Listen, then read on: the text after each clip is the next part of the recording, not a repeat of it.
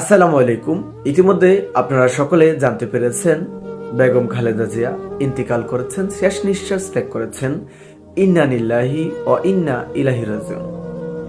ভাই, ক্ষমতা চিরস্থায়ী না। আমাকে এবং আপনাকে আল্লাহর সামনে দাঁড়াতে হবে। আপনি যদি জান্নাতি হন তাও দাঁড়াতে হবে, আপনি যদি জাহান্নামী হন তাও দাঁড়াতে হবে। কেন দাঁড়াতে হবে? আপনাকে জবাবদিহি করতে হবে। অতএব বেগম খালেদা জিয়া আমাদের কাছে অনেক ভালো মানুষ ছিলেন, অনেক ভালো ব্যক্তি ছিলেন, অনেক ভালো নেত্রী ছিলেন। আল্লাহ তাআলা তাকে যেন জান্নাতের উচ্চ মাকাম দান করুক। আমরা সকলে বলি আমিন। এবং তিনি আমাদের বাক স্বাধীনতার জন্য যুগে যুগে অনেক লড়াই করেছেন, অনেক ত্যাগ শিকার, জেল জুলুম শিকার হয়েছেন। এটা আপনারা সবাই জানেন, বাংলার মানুষ সবাই জানে। তবে তিনি তিনি যে হায়াত পেয়েছে, আলহামদুলিল্লাহ অনেক ভালো হায়াত পেয়েছে।